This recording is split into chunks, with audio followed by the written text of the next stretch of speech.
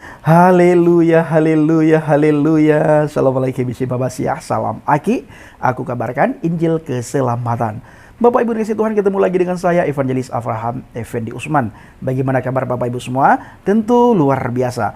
Nah, saudaraku para pencinta Injil Habaget, saya ingin mengajak kita semuanya untuk melihat sebuah cuplikan video yang akan diberikan reaksi oleh saudara kita Bang Andre Tunggal. Di mana Bang Andre Tunggal mereaksi sebuah video yang dibahas oleh Ustadz Yusuf PI. Di mana kita lihat beberapa hari yang lalu Ustadz Yusuf PI memposting ataupun beliau membahas mengenai kue Oreo. Kata beliau, semua lambang ada di kue Oreo itu. Mulai lambang setan, lambang kafir, lambang Illuminati, lambang Yahudi, lambang Kristen. Itu ada. Ya. Yang sangat luar biasanya, beliau katakan, kok ada label halal di situ? Nah, pertanyaannya, apakah pihak MUI ketika memberikan label halal di kue Oreo tidak memeriksa dulu lambang-lambang yang dikatakan oleh Ustadz Yusuf PI? Nah, saudaraku, bagaimana menurut pandangan Bapak Ibu semuanya ketika melihat cuplikan video Ustadz Yusuf PI? Harusnya Ustadz Yusuf PI juga fair, tidak boleh lagi memakai alat-alat kafir, buatan-buatan kafir, boykot, jangan Anda pakai. Anda ajarin, Anda ajak semua subscriber Anda, penonton Anda, dan orang-orang yang ada di sekitar Anda supaya tidak lagi memakai barang kafir, produk kafir. HP yang Anda pakai itu produk kafir. YouTube yang Anda pakai sehingga Anda bisa mendapatkan cuan di situ juga produk kafir. Ya, penemunya kafir. Itu YouTube itu orang kafir itu. Aplikasi orang kafir. Kenapa Anda pakai Ustadz Yusuf PI? Apakah di situ tidak takut Anda haram? Ya, apakah Anda tidak takut haram? Apakah Anda tidak takut api neraka Ustadz Yusuf PI? Kalau takut, kenapa Anda pakai YouTube? YouTube itu penemunya orang kafir. Facebook orang kafir penemunya, aplikasinya itu. Instagram juga orang kafir. TikTok jelas-jelas juga orang kafir semua. Lalu kalau begitu Bang Effendi Usman, apanya penemu orang Arab? Ada. Apa Bang Fendi? Penemu orang Arab ada dua. Apa itu? Yang pertama obat kuat. Yang kedua apa? Yang kedua itu adalah minyak wangi. Nah, penemu orang Arab itu ada dua. Minyak wangi dan obat kuat. Nah, saudaraku yang dikasih Tuhan, para pencinta Injil Habaget, oleh karena itu, kita akan sama-sama melihat bagaimana cuplikan videonya yang direaksi oleh saudara kita Bang Andre Tunggal. Halo teman-teman semua, senang sekali bergabung bersama-sama dengan Andre Tunggal. Dan kali ini kita akan membahas satu topik yang bagi saya kita jadikan sebuah hiburan di tengah-tengah minggu ini. Kali ini kita akan membahas tentang seorang, saya nggak tahu apakah dia ustadz atau tidak, bernama Yusuf PI, yang mengatakan berhati-hatilah umat Islam, karena di dalam biskuit yang teman-teman lihat gambarnya di depan ini, ternyata ada lambang salib, lambang setan, lambang Yahudi. Dan kemudian Yusuf PI mengatakan, kok bisa MUI kecolongan? Video ini tidak saya lebih-lebihkan karena ini adalah video yang memang dia rilis dengan judul Masih Mau Beli Produk Ini? Label halal menipu umat Islam. Itu setidaknya yang dikasih tahu oleh Yusuf PI. Kita saksikan apa yang menjadi perkataannya. Mari kita dengarkan sama-sama teman-teman. Tahu? Ya tahu dong, dari namanya aja nih. Saya mau menjelaskan, produk ini semua lambang dari lambang setan sampai lambang Yahudi, sampai lambang Kristen dan Illuminati ada di produk ini. Nani? Omae wa mou shindeiru. Padahal Bapak Ibu, produk of Indonesia, tapi alamat Malaysia Importer and Distributor. Ada apa dengan produk ini Bapak Ibu semuanya? Setelah recheck and recheck, waduh, faktanya mengerikan. Seharusnya produk yang berlabel MUI ini ya, berlabel halal, seharusnya MUI lebih teliti gitu. Semua lambang dari lambang setan sampai lambang Yahudi, sampai lambang Kristen dan Illuminati ada di produk ini. Ternyata betul, banyak lambang-lambang yang ya di luar agama Islam kok bisa dilabelin halal ya? Kok bisa dilabelin halal ya, kata Yusuf PI. Sekali lagi teman-teman, kita jadikan ini menjadi sebuah hiburan. Karena tentu saja saya kira tidak bisa kita bantah atau tidak bisa disangka lagi bahwa ketika Yusuf PI membuat video ini, maka dia selalu mengatakan tentang lambang salib, lambang Kristen, dan umat Islam seharusnya tidak memakan, mungkin ya, anggaplah demikian, karena bisa jadi apakah Yusuf PI bermaksud yang mengatakan ada upaya pemurtadan lewat biskuit yang namanya ini ya. Saya enggan sebut aja begitu, tapi wow, ini akan jadi satu pembahasan yang menarik. Karena itu teman-teman, kita jadikan hiburan sesudah yang berikut ini.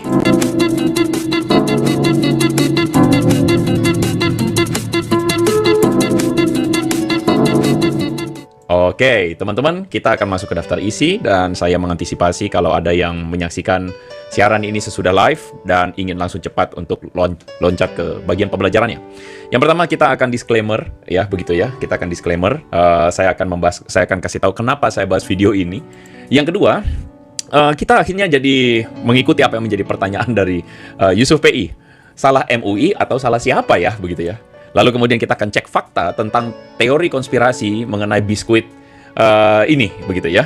Dan berikutnya kita akan ngomong tentang mental beragama ala cocok logi. Kita akan sedikit singgung ya. Ini seriusan, akan lucunya luar biasa, lucu selucu-lucunya. Dan yang terakhir, saya ingin memberitakan tentang Injil bagi mereka yang suka teori konspirasi ya. Nah, teman-teman, itu kira-kira yang akan kita bahas. Saya senang sekali bisa bergabung sekali lagi dengan teman-teman semua. Shalom untuk teman-teman. Kayaknya saya sudah lama sekali tidak live karena ya kebetulan saya cukup sibuk teman-teman ya beberapa waktu belakangan. Shalom untuk Cago Hanimar Music dari Wamena, Papua ya. Shalom ya, shalom untuk semua. Shalom untuk Chris Darren ya, Abdiel dari Sabah, Malaysia. Shalom. Domba Suci, shalom gini ya. Siapa aku? Aku nonton sambil makan Oreo. Shalom untuk Bu Christine, shalom ya. Shalom untuk Anugerah Laya dari Surabaya, shalom dari Rifans di Bandung, shalom ya. Subatomo mengatakan, waduh, Viro dan kawan-kawan sudah pernah makan lambang Illuminati, luar biasa ya. Ya, shalom shalom teman-teman semua, shalom untuk dari STTKO Semarang ya, untuk Ferry Symphony, shalom. Shalom dari siapa lagi nih? Iya. Ini sudah seru ya. Shalom untuk Dharma Putra dari Banjarmasin. Shalom dari Blitar untuk Nono ya. Shalom dari Jogja untuk Randy. Shalom dari Jember. Wah, dari Pekanbaru. Shalom dari Manado ya. Untuk Deon. Halo Bang, saya suka nonton Bang Andre. Shalom bro dari Andrian. Ya, terima kasih Purnomo Gunawan. Pak Purnomo, tetap semangat, dilindungi Yesus. Terima kasih. Ada Peter. Shalom dari London. Untuk Kak Elsye, shalom ya semua. Shalom juga untuk dari Los Angeles, dari Rumus, shalom ya. Dari pasukan Lodoyo Blitar, waduh luar biasa, shalom. Berkah dalam ya, shalom. Dari Sidoarjo, dari Pekanbaru, luar biasa. Shalom dari Kupang NTT, shalom ya. Dari Pati Utara Jateng untuk Mario Christian, dari Jabar Miss Ote ya. Oke, shalom semuanya rekan-rekan. Saya sekali lagi tidak bisa menyapa teman-teman semua, mohon maaf. Tapi kita akan ngomongin tentang disclaimer terlebih dahulu. Jadi sekali lagi, saya tidak membuat-buat tentang judul video ini karena ini adalah video yang dirilis oleh Yusuf PI sendiri ya. Saya kadang bingung nama channelnya, kadang Yusuf PI, kadang SKBW Gaming. Tahu deh ini maunya suka main game atau enggak, tapi malah jadi bahas konten agama ya. Jadi dia tulis masih mau beli produk ini, label halal menipu umat Islam. Jadi ini narasi menipu umat Islam bukan dari saya, tapi dari Yusuf PI sendiri ya. Nah, jadi disclaimer ini saya buat kenapa? Karena bagi saya ini adalah sebuah pembahasan atau perkataan yang bagi saya ini sebenarnya kalau kita cermati berbahaya. Karena Yusuf PI ini mengatakan bahwa ternyata ada lambang salib, lambang Kristen, Yahudi, setan di dalam biskuit yang di depan ini, teman-teman. Nah, kenapa saya katakan ini adalah narasi yang sebenarnya patut kita waspadai? Akan kelihatan dari apa yang jadi komentar dari subscriber atau yang mereka menonton Yusuf PI. Jadi dari video beliau, videonya saya mengcapture. Ada orang yang kemudian berkomen begini, terima kasih telah menginformasikan kepada publik, saya nggak makan kue Oreo. Aduh, kesebut. Yang jelas kue menipu umat Islam. Loh, itu loh komentar dari subscribernya ya, disebut kue yang menipu umat Islam. Lalu ada lagi yang komentar di Yusuf PI, komentarnya begitu, terbaptis. Terbaptis tanpa terasa. Waspada, alhamdulillah muncul lagi channel begini, mencerdaskan umat Islam. Ya, kayak gitu ya. Maksudnya inilah komentar mereka, dan kenapa saya munculkan komentar ini? Karena ini menunjukkan kepada kita bahwa apa yang ada dalam persepsi umat yang menonton video dari Yusuf PI, begitu. Ada juga yang menuliskan, astagfirullah, saya baru perhatikan, kemarin saya baru beli 1 pak buat bekal anakku ke sekolah. Insya Allah saya akan buang semua, bukan karena mubasir, tapi saya tidak mau menebar dosa karena membagikan pada ponakan. Begitu. Inilah perkataan dari umat yang menonton video Yusuf PI. Dan kalau kita perhatikan, muncul pemikiran-pemikiran yang bahkan kita harus akui, pemikiran tersebut adalah pemikiran yang bermusuhan kepada non-Islam. Ada seorang yang berkomentarnya begini, inilah sifat jahatnya kafir dan lemahnya menjaga halal haram. Mereka akan bertanggung jawab di akhirat. Terima kasih Yusuf. Lalu ada lagi yang komentar, terima kasih Ustaz atas pemberitaannya. Walau anak saya jarang beli, tapi saya bersyukur ada channel ini. Kita dan umat Islam tidak pernah beli produk ini lagi. Lalu ada lagi yang komen, saya sering konsumsi dan tidak pernah perhatikan gambar atau lambang yang ada. Harus lebih teliti MUI ya. Dan saya sebagai muslim, perhatikan ini, saya merasa terhina ketika lambang-lambang Yahudi ada di kue tersebut. Ya, terus kemudian assalamualaikum ya Ustadz, terima kasih atas informasinya, berguna sekali. Dan yang terakhir, masya Allah ya, antum perantara di dunia menyelamatkan umat dari kebodohan karena kurang ilmu. Kecil dampak besar. Jazakallah khairan Ustadz.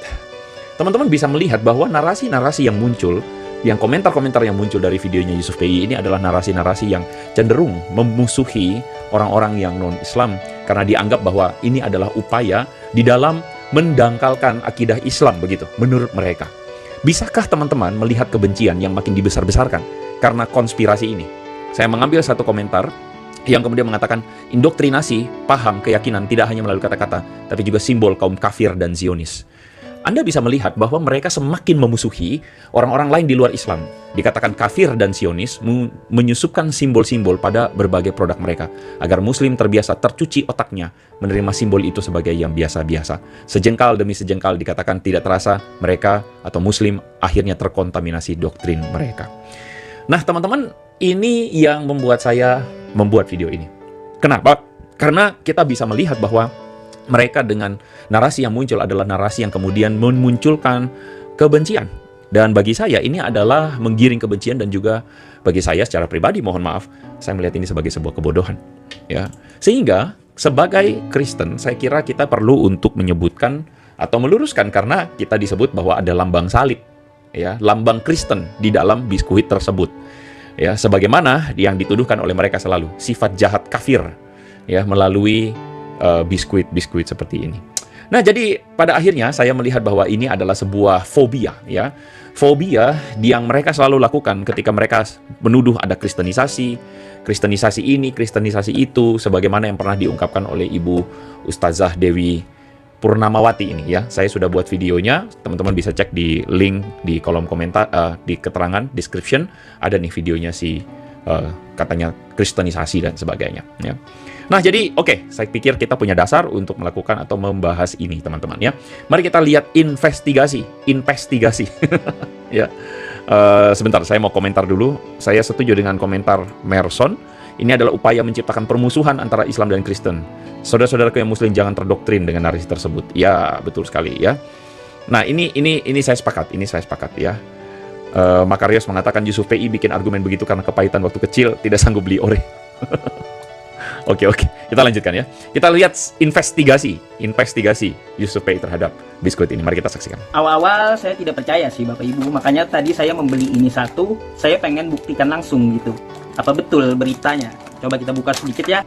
Sama ya Bapak Ibu, ya. Oh, dia buka dan dia tunjukkan biskuitnya. Sama ya. Kenapa ada lambangnya, ya? Sama di belakangnya juga nih. Nah, di kue ini ada mempunyai lambang dari Kristen. Nah, lambang dari Kristen, ya. Dia ngomong lambang dari Kristen. Lambang ini, ya, digunakan pada saat perang salib. Ada juga lambang ini digunakan oleh jubahnya pendeta. Bapak Ibu juga bisa lihat lambang bintang Daudnya di sampingnya, cross satanik, ya. Lambang bintang Daudnya, lambang Yahudi, ya, ini, ya, lambang Yahudi, lambang bintang Daud, ya. di sampingnya cross satanik, ya. Kita secara tidak sadar ya dimasukkan lambang-lambang dari keagamaan orang lain gitu, ya. Ternyata betul banyak lambang-lambang yang ya di luar agama Islam, lambang cross satanik, lambang Kristen, bintang Daud, perisai dari perang salib. Aduh, kok bisa lulus ya dari MUI gitu loh. Kok bisa dilabelin halal ya? Kok bisa dilabelin halal ya? Waduh, saya juga bingung ya. Ini salahnya MUI atau salahnya siapa ya? Saya nggak tahu. Menurut teman-teman, ini salah MUI yang kasih label halal terhadap biskuit yang katanya ada lambang Kristen, Yahudi.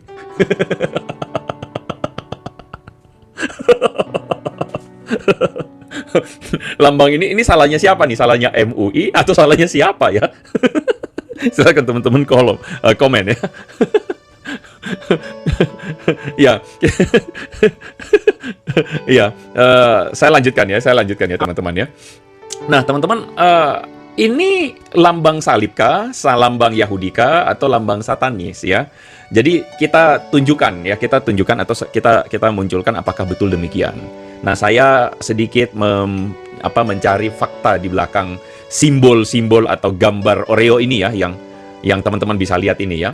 Jadi sebenarnya apakah ini simbol rahasia? Seperti yang dikatakan bahwa ini ada bintang Yahudi ya, bintang Daud, ataukah ini lambang salib begitu ya, ada lambang Knights Templar begitu. Apakah seperti yang dikatakan Yusuf PI ada simbol sataniknya begitu ya? Apakah betul demikian? Nah, kalau kita lihat sejarahnya, maka kita tahu bahwa sebenarnya biskuit ini dirilis oleh sebuah perusahaan bernama Nabisco ya. Nabisco ini atau biskuit Oreo ini kita sebut saja, sebenarnya dirilis tahun 1912. Dan teman-teman bisa lihat di samping ya, ini kemasan awalnya. Dia belum punya lambang, namanya aja Oreo begitu ya. Lalu di fase awal-awal sebenarnya lambang dari Oreo itu tidak, atau gambarnya itu tidak sekompleks yang sekarang, teman-teman ya. Kalau teman-teman perhatikan, ini iklan-iklan mereka di awal. Nah, perkembangan desainnya itu dari tahun 1912 ke 1924, teman-teman bisa saksikan di gambar ini. Di pertama kali muncul itu begitu simple atau lebih simple, cuman ada tulisan Oreo, lalu di sampingnya ada semacam pattern begitu ya. Lalu kemudian berubahlah menjadi lebih kompleks dengan tulisan Oreo juga, tetapi tidak ada lambang salib sama sekali, tidak ada itu semua ya, yang disebut salib tadi itu ya. Lalu kemudian sampai terakhir sekali muncullah seperti yang sekarang ini. Ya, ada tulisan Oreo, lalu ada lambang buletan, lalu ada pola itu ya, seperti yang dituliskan. Nah, jadi dari perkembangan ini kita bisa melihat bahwa dari awal tidak ada satu gimana-gimana yang aneh-aneh ya. Dan mungkin lebih tepat kita bisa mendengar komentar dari desainernya. Jadi rupanya desainer dari biskuit Oreo ini adalah seorang bernama William Turnier ya. William Turnier ini adalah desain engineer yang mendesain cetakan dari biskuit Nabisco Oreo ini. Dan anaknya, Bill Turnier, mengatakan bahwa ayah saya itu tidak ada ketertarikan akan simbol-simbol agama ya. Jadi tidak tertarik dia sama simbol salib, simbol apa, dia tidak tertarik.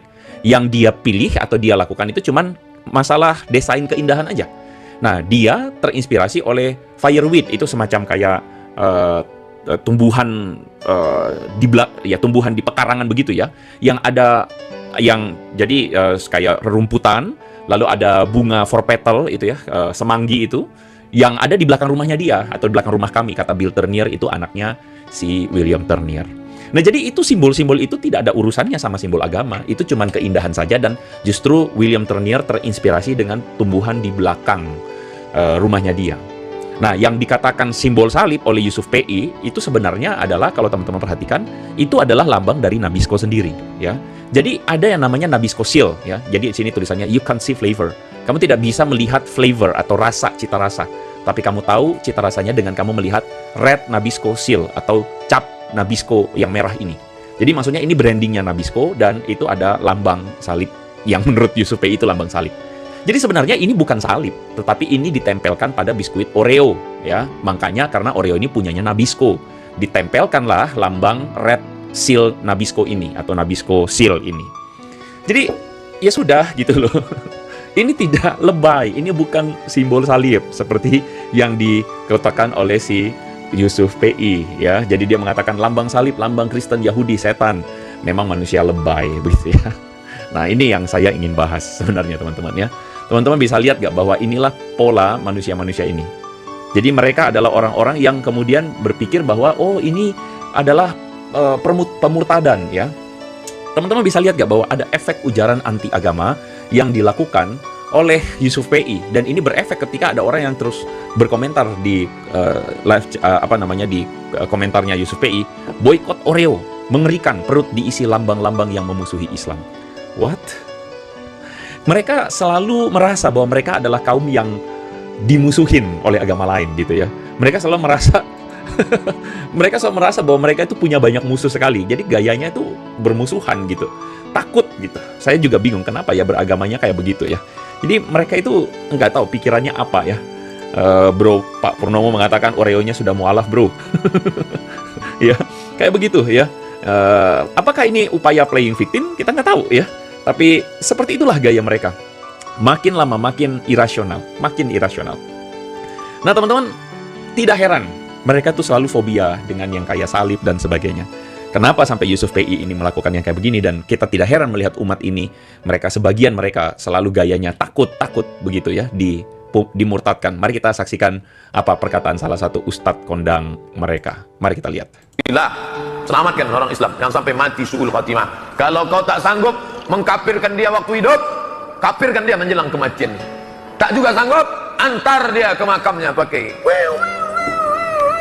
ambulan C, lambang kafir. Balik dari sini beli pilok, hapus itu, ganti bulan sabit merah.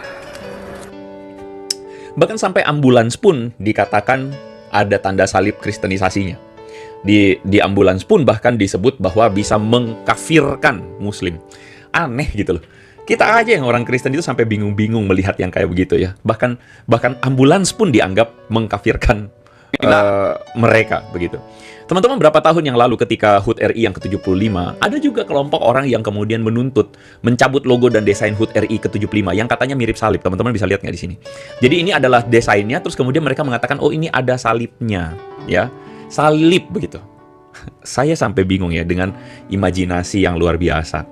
Jadi mereka punya musuh imajinatif ya, musuh yang mereka imajinasikan sendiri, dan mereka menggunakan simbol-simbol agama lain, salib, Kristen begitu, dianggap sebagai musuh begitu ya. Ya, inilah yang disebut, yang saya katakan mentalitas cocok logi agama. Ketika Gajah Mada bahkan disebut sebagai muslim ya. Lalu kemudian Gajah Mada itu nama aslinya Gaj Ahmada ya. Jadi Gajah Mada yang patih Gajah Mada yang demikian busananya, langsung tiba-tiba Gaj Ahmada seperti ke Arab-Araban begitu ya. Ya, cluster illusion. Cluster illusion ya.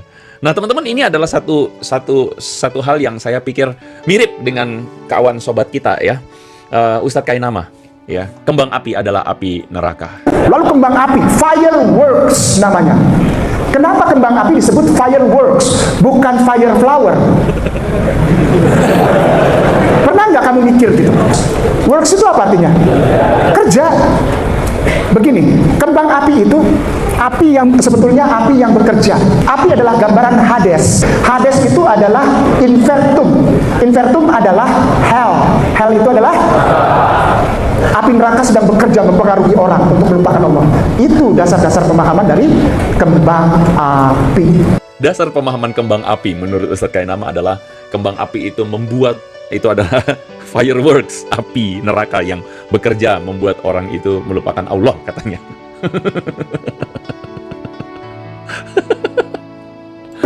Cocok loginya dahsyat ya teman-teman. Tentu kita ingat dengan ada lagi oknum ustadz yang lain yang mengatakan lagu balonku ada 5 itu mengajari anak-anak benci Islam. Masih ingat? Saya, kalau Anda sudah lupa, saya ajak kita mengingat kembali. Anak-anak kecil sejak umur 3 aja sudah dilatih untuk benci Islam. Balonku ada 5, rupa-rupa warnanya. Yang meletus balon apa? Hijau. Hatiku sangat kacau. Loh, Islam itu bikin kacau aja. Apalagi. Jadi balonku ada 5 itu mengajarkan anak-anak benci Islam karena yang pecah balon hijau. Saya nggak tahu ya, mereka sangat kreatif mencocok-cocokkan segala sesuatu ya. Ada sebuah artikel menuliskan 5 penyebab IQ rata-rata orang Indonesia itu peringkat ke 130 dari 199 negara. Ini bikin sedih ya. Dan menurut saya adalah salah satu permasalahan kita adalah ada banyak orang yang mudah sekali dibodohi. Dibodohi oleh orang-orang yang beragama, pemuka-pemuka agama yang bisa mengalihkan, membawa pikiran mereka kemana saja begitu ya. Dan ini adalah konten dari 1% yang mengatakan orang Indo IQ-nya jongkok, mohon maaf. Saya sedih juga sih lihatnya. Nah, saya mendapatkan sebuah artikel. Kita kan jadi bertanya-tanya, kenapa ya kok pada percaya teori konspirasi begitu ya? Jadi teori konspirasi itu ada seorang bernama Dr. Daniel Jolley. Dia ini adalah seorang profesor seorang peneliti dari University of Nottingham, dia menuliskan atau dia mengkhususkan diri membahas psikologi dari orang-orang yang percaya teori konspirasi, ya. Jadi Dr. Daniel Jolie ini mengatakan bahwa orang-orang ini cenderung mencari konten yang mendukung keyakinan mereka sendiri. Jadi mereka tuh memang suka cari konten yang mendukung apa yang mereka mau percaya, dan berusaha di satu sisi mendiskreditkan, ya, atau kita bisa tahu menghina konten yang tidak mendukung apa yang mereka percayai. Nah, fenomena ini kita bisa lihat bahwa mereka ini saking tidak percaya dirinya dengan agamanya, sampai-sampai mereka membutuhkan agama lain untuk dihina, dicaci, ya, direndahkan supaya agama mereka benar, begitu. Jadi mereka suka dengan konten-konten yang halusinasi juga untuk mendukung apa yang mereka pikir sebagai agama yang mereka benarkan, begitu. Nah, ya saya kira ini fenomena, dan sebenarnya kalau bagi saya ini adalah satu hal yang patut untuk kita lihat, dan sebenarnya bagi orang Kristen sendiri, saya juga yakin bahwa masih ada orang-orang Kristen yang juga suka percaya dengan teori-teori konspirasi. Saya kira kita nggak usahlah komentar lagi tentang mereka yang di server sebelah itu, yang selalu menganggap ada kristenisasi, pendangkalan akidah, halusinasi yang mereka bikin sendiri. Padahal orang Kristen aja nggak pernah berpikir untuk itu, ya. Tapi gini loh teman-teman, saya ingin mengajak kita untuk sama-sama mencoba untuk melihat, ya, fenomena ini. Dan bagi saya, Injil itu membebaskan. Jadi Injil itu menolong kita supaya kita jangan sampai menjadi orang-orang yang hanya ingin membenarkan diri, ya, seperti yang dilakukan oleh fenomena-fenomena yang tadi kita dengarkan, ya. Mereka cari pembenaran untuk dirinya sendiri, merendahkan agama orang lain dan sebagainya, cocok logi dan sebagainya. Saya mau cerita sama teman-teman tentang suatu saat Yesus berjumpa dengan seorang yang buta sejak lahirnya. Ketika Yesus berjumpa dengan orang yang buta sejak lahirnya, kisah ini teman-teman dapat temukan di dalam Yohanes pasal 9. Di situ dikatakan waktu itu Tuhan Yesus mencelikkan mata orang buta ini, ya.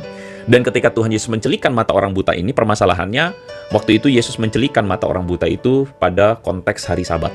Dan itu kemudian membuat orang-orang Farisi marah, karena bagaimana mungkin ada mujizat terjadi di hari Sabat? Karena mereka memelihara hari Sabat itu tidak boleh ada yang bekerja, termasuk Tuhan pun tidak melakukan mujizat di hari Sabat. Nah, tetapi kemudian faktanya ada seorang yang tadinya buta akhirnya melihat, ya. Dan ketika yang buta dan bisa melihat itu menyaksikan bahwa ada seorang bernama Yesus yang menyembuhkan dia, orang-orang Farisi marah. Dan orang-orang Farisi tidak percaya bahwa orang ini buta. Lalu kemudian kedua orang tua buta ini, yang buta ini menyaksikan, loh, dia sudah dewasa, dia bisa menyaksikan sendiri, dia buta memang.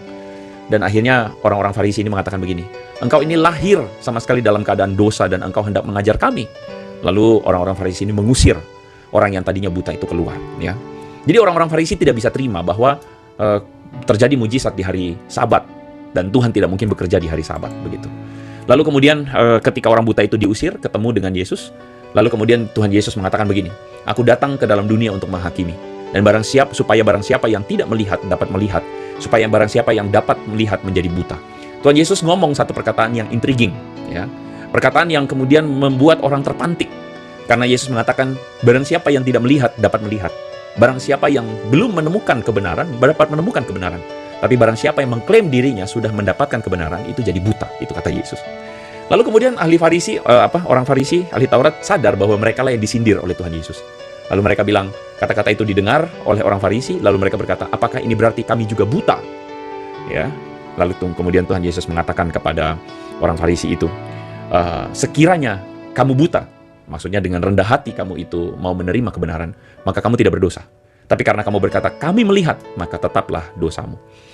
Nah, ini luar biasa, ya. Terus Tuhan Yesus kemudian mengatakan, karena kamu dengan tinggi hati, kamu merasa dirimu benar, kamu tidak lagi mampu menerima kebenaran, kamu tetap buta akhirnya.